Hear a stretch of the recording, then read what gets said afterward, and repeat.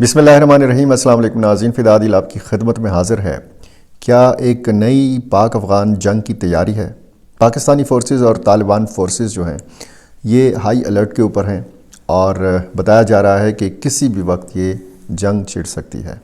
लेकिन ज़बीउल्लाह मुजाहिद ने जो बयान दिया है उनके मुताबिक मुनासिब वक्त पर पाकिस्तान को जवाब दिया जाएगा। जो DGISPR ने प्रेस कॉन्फ्रेंस की और उसमें बाकायदा तरदीद की कि जी पाकिस्तान ने कोई फ़िज़ाई हमला अफ़गानिस्तान के ऊपर नहीं किया और उन तमाम इतलात को बेबुनियाद करार दिया जो अफ़गानिस्तान से आ रही हैं और पाकिस्तान के ऊपर जो है वो सीधा जो इल्ज़ाम है अफ़गान तालिबान की तरफ से उसका ये जवाब दिया DGISPR ने।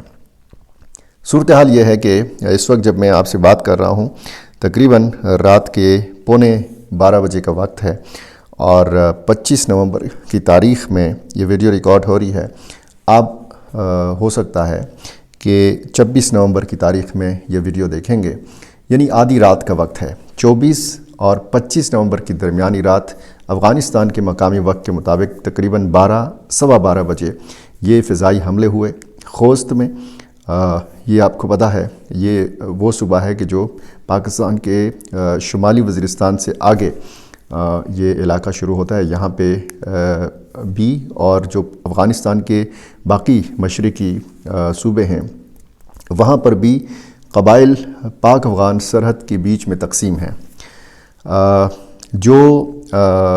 हज़ारों की तादाद में लोग वहाँ पे आबाद हैं या जो हिजरत करके पाकिस्तान से गए हैं और अफ़गानिस्तान में इस वक्त रह रहे हैं, उनके बारे में कहा जाता है कि ये पाकिस्तान में जो फ़ौजी ऑपरेशंस हुए उनकी वजह से ये वहाँ पे गए, हिजरत उन्होंने की, ये वापस नहीं आए। इनके हवाले से ये कहा जाता है कि इन्हीं में वो पाकिस्तानी मिलिटेंट्स मौजूद हैं कि जो फिर वहाँ पे मंसूबा बंदी करते हैं या जो फिर सरहद पार करके पाकिस्तान के अंदर हमला आवर होते हैं। अब ये जो इम्कानात या ख़दशात ज़ाहिर किए जा रहे हैं ये ज़ाहिर है कि इंतहाई तशवीशनाक सूरत हाल है पाकिस्तान और अफ़गानिस्तान के बीच में। आधी रात को अगर मैं आपसे ये बात कर रहा हूँ तो तकरीबन ये जो हमला हुआ है इसके 24 घंटे गुजर चुके हैं। हो सकता है अगले 36 घंटों तक भी ऐसी सूरत हाल ना हो। यानी मैं पाकिस्तान और अफ़गानिस्तान की सरहद से ताज़ा तरीन सूरत हाल आपको बताना चाह रहा हूँ कि इस वक्त भी सीज़ फायर जो है ये मौजूद है। पाकिस्तानी फ़ोर्सेस और अफ़गान फ़ोर्सेस जो हैं ये एक दूसरे के ख़िलाफ़ इस वक्त लड़ नहीं रही। मुनासिब वक्त क्या होगा? अगर ज़बीउल्लाह मुजाहिद ये कह रहे हैं कि मुनासिब वक्त पर पाकिस्तान को जवाब दिया जाएगा और अफ़गानिस्तान अपने दिफा का हक़ महफूज रखता है, ये एक बड़ा सवाल है। और एक दूसरा बड़ा सवाल ये है कि पाकिस्तान ने अगर ये फ़िज़ाई कार्रवाई की है, एक सूबे में की है या फिर बाकी 2 सूबों में भी की है, जैसे पख्तिका, कुनड़ और खोस्त के बारे में ये बताया गया है कि 3 मकामात के ऊपर ये फ़िज़ाई कार्रवाइयाँ की गई हैं। अगर पाकिस्तान ने ये फ़िज़ाई कार्रवाइयाँ की हैं तो पाकिस्तान ने ज़िम्मेदारी कबूल क्यों नहीं की? एक स्ट्रेटजी वो है कि जो 28 अक्टूबर के बाद से हम देख रहे हैं पाकिस्तान में जितने भी छोटे बड़े हमले हो रहे हैं, तहरीक तालिबान पाकिस्तान उन हमलों की ज़िम्मेदारी कबूल नहीं कर रही, क्योंकि अगर ये ज़िम्मेदारी कबूल की जाती है और फिर ये चीज़ें तो इस्टेब्लिश हैं कि TTP की क़यादत जो है ये अफ़गानिस्तान में मौजूद है, फिर उसका रद्द-ए-अमल जो है अगर किसी हमले की ज़िम्मेदारी कबूल की जाती है और फिर पाकिस्तान कहता है कि जी ये TTP ने किया है और TTP ने ज़िम्मेदारी भी कबूल की है, तो चूँकि TTP की क़यादत अफ़गानिस्तान के अंदर मौजूद है तो फिर वहाँ जाके हम हमले करेंगे। यही जो दोहा और इस्तांबुल मुज़ाकरात में हुआ और इस्तांबुल में ख़ुसूसन जब दूसरा दौर था, इस्तांबुल में आपको पता है मुज़ाकरात के 2 अदवार हुए। जो इस्तांबुल का पहला मुज़ाकराती दौर था तो उसके बाद ये कहा गया था कि दोनों फ़रीक़ैन में से अगर एक सीज़ फायर की ख़िलाफ़ वर्जी करेगा तो फिर उस पर जुर्माना आयद किया जाएगा। वो किस किस्म का जुर्माना होगा उसकी नोयत नहीं बताई गई थी। अलबत्ता ये बताया गया था दोहा में भी और इस्तांबुल में भी कि दोनों मुल्कों के बीच में सीज़ फायर होगा, ये बरकरार रहेगा। और आगे भी जो क्वेश्चन जारी हैं रूस की तरफ से, ईरान की तरफ से, तुर्की की तरफ से, یہ کوششیں بھی اسی مقصد کے لیے ہیں تاکہ پاکستان اور افغانستان کے بیچ میں یہ جو سیز فائر ہے اس کو طویل کیا جائے، اس کو مستقل کیا جائے، دونوں ملک آپس میں نہ لڑیں۔ اب اگر پاکستان ذمہ داری قبول کر لیتا ہے تو پھر ظاہر ہے کہ جو ثالث ہیں، قطر ہے، ترکیہ ہے، تو اس کے سامنے جواب دہ ہونا پڑے گا۔ پاکستان بار بار کہتا ہے کہ ان حملہ آوروں کا تعاقب کیا جائے گا یا ان ملیٹنٹس کا تعاقب کیا جائے گا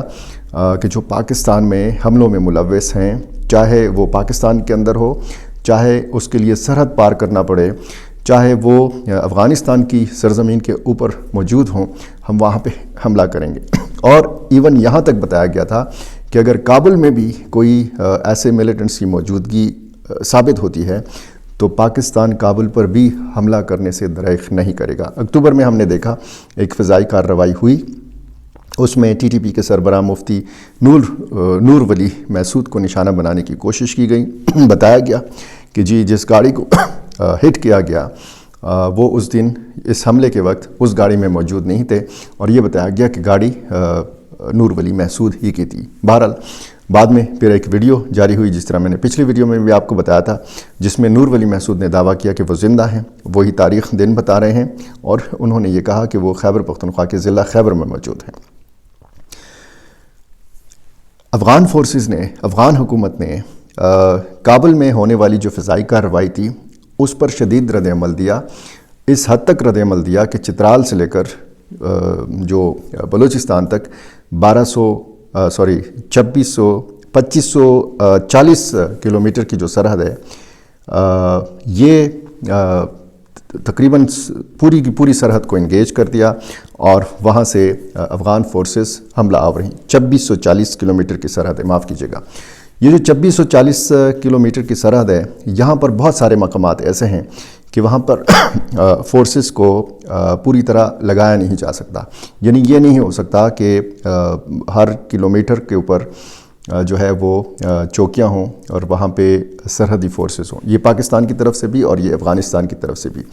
تو جو رد عمل افغان حکومت نے، افغان طالبان نے کابل پر ہونے والے حملے کے بعد دیا، تو کیا یہ صرف یہ رد عمل تھا کہ جی افغانستان کے دارالحکومت کو نشانہ بنایا گیا، یا یہ اس چیز کا رد عمل تھا کہ وہاں ٹی ٹی پی کے سربراہ نور ولی محسود کو نشانہ بنایا گیا؟ اب جب خوست میں، کنڑ میں اور پکتیکا میں یہ فضائی کارروائیاں ہوئی ہیں تو اس کا کیا جواب دیا جائے گا؟ کیونکہ اس سے پہلے بھی انہی علاقوں میں فضائی کارروائیاں ہوئی ہیں، اور پاکستان کی طرف سے باقاعدہ یہ تصدیق ہوئی ہے کہ ہاں وہاں پہ فضائی کارروائیاں اس کی طرف سے کی گئی ہیں۔ کابل کا جو حملہ تھا اس حوالے سے پاکستان نے نہ تردید کی نہ تصدیق کی۔ D G I S P R سے جب پشاور میں ہونے والی پریس کانفرنس میں سوال پوچھا گیا کہ جی یہ جو حملہ ہوا ہے، اس حملے کے ایک دن بعد یہ پریس کانفرنس ہوئی تھی، کابل کا جو فضائی حملہ تھا اس کے ایک دن بعد پشاور میں D G I S P R نے پریس کانفرنس کی تھی، تو اس سوال کے جواب میں D G I S P R نے نہ اس کو تسلیم کیا تھا اور نہ اس کی تردید کی تھی، نہ تصدیق کی تھی نہ تردید کی تھی۔ یہ جو حملہ ہوا ہے خوست میں، کنڑ میں اور پکتیکا میں، D G I S P R نے باقاعدہ اس کی تردید کر دی ہے، کہا ہے کہ پاکستان نے ایسی کوئی کارروائی نہیں کی۔ پچھلی ویڈیو میں بھی میں نے ایک سوال اٹھایا تھا کہ پھر اگر یہ کارروائی پاکستان نے نہیں کی تو پھر یہ کارروائی کس نے کی ہے؟ فالس فلیگ آپریشن جس طریقے سے یہ اصطلاح استعمال کی جاتی ہے، اور جب ہندوستان کے اندر کوئی حملہ ہوتا ہے اور اس کا پاکستان کے اوپر الزام لگتا ہے، جیسے پہلگام کا واقعہ ہوا تھا، تو اس قسم کے حملوں کے بعد ہم فالس فلیگ آپریشن کی جو اصطلاح ہے وہ بہت زیادہ سنتے ہیں۔ اور اسی طرح سوشل میڈیا پر D G I S P R کی اس پریس کانفرنس کے بعد میں دیکھ رہا ہوں، مجھے سننے کو اور پڑھنے کو مل رہا ہے کہ فالس فلیگ آپریشن کی اصطلاح جو ہے یہ ان حملوں کے لیے استعمال کی جا رہی ہے۔ وہاں پر سویلین جو ہیں یہ مارے گئے ہیں، بتایا گیا ہے یہ افغان حکومت کی طرف سے، ذبیح اللہ مجاہد کی طرف سے، اور انہوں نے کہا کہ جی خواتین اور بچوں کو مارا گیا ہے۔ وہاں پہ جو تباہی کے مناظر ہیں ویڈیوز کی صورت میں، ایک حجرہ ہے، کچے مکانات بھی ہیں، ان کو نشانہ بنایا گیا ہے، اس میں کوئی 3 یا 4 افراد جو ہیں یہ زخمی بھی بتائے گئے ہیں۔ تو صورتحال کیا ایک نئی جنگ کی طرف جاری ہے؟ یہ سوال اٹھایا جا رہا ہے، اور انٹرنیشنل کمیونٹی سے بھی افغان حکومت نے یہ مطالبہ کیا ہے کہ اس ساری صورتحال کو دیکھا جائے کہ جی یہ ہمارے ساتھ ہو کیا رہا ہے۔ پاکستان بھی انٹرنیشنل کمیونٹی کے سامنے یہ اپنا مقدمہ لے کے جو ہے ہر فورم پر یہ بات ہوتی ہے کہ افغان سرزمین جو ہے یہ ہمارے خلاف استعمال ہوتی ہے۔ اب اقوام متحدہ کی ایک رپورٹ ہے، اس رپورٹ کے مطابق یہ سیکیورٹی کونسل کی رپورٹ ہے، 2024 میں افغانستان کے اندر سرگرم 20 سے زائد جو تنظیمیں ہیں اور ان کے جنگجوؤں کی تعداد جو ہے یہ ظاہر کی گئی ہے، یہ 2024 کی رپورٹ ہے۔ کالعدم TTP 6250 جنگجو ہیں، داعش خراسان کے 3000 جنگجو ہیں، لشکر طیبہ کے 800 جنگجو، القاعدہ کے 400 جنگجو ہیں، AQIS کے 500، جیش محمد کے 500، اسلامک موومنٹ آف ازبکستان کے 300 جنگجو ہیں، ایسٹ ترکستان اسلامک موومنٹ کے 300 جنگجو ہیں، جماعت انصار اللہ کے 300 جنگجو ہیں، انڈین مجاہدین کے 180 جنگجو ہیں۔ بہرحال یہ اب ظاہر ہے کہ ان کی رپورٹ ہے، اور جو صورتحال اس وقت پاکستان کے اندر ہے، تو DGISPR نے آج کی یا کل کی جو پریس کانفرنس تھی اس میں یہ بھی بتایا کہ رواں برس 67,023 انٹیلیجنس بیسڈ آپریشنز کیے گئے، 1873 ملیٹنٹس کو مارا گیا، اور رواں برس ملک بھر میں سیکیورٹی فورسز نے جو ہے یہ اعداد و شمار دیے DGISPR نے اپنی پریس کانفرنس میں، اور انہوں نے کہا کہ انٹیلیجنس بیسڈ آپریشنز جو ہیں یہ سب سے زیادہ بلوچستان میں کیے گئے۔ بلوچستان میں جنوری 2025 سے لے کر اب تک کل 53,000 انٹیلیجنس بیسڈ آپریشنز کیے گئے ہیں، اور یہ بھی بتایا گیا ہے کہ جنوری 2025 سے لے کر اب تک خیبر پختونخوا میں 12,857 انٹیلیجنس بیسڈ آپریشنز کیے گئے ہیں۔ انہوں نے یہ بھی بتایا کہ رواں برس ملک بھر میں دہشت گردی کے 4,729 واقعات پیش آئے۔ خیبر پختونخوا میں سب سے زیادہ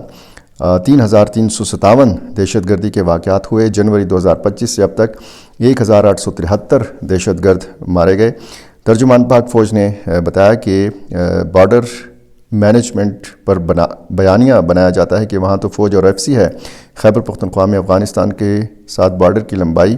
1229 کلومیٹر ہے۔ خیبر پختونخوا کے افغانستان کے ساتھ بارڈر پر 20 بارڈر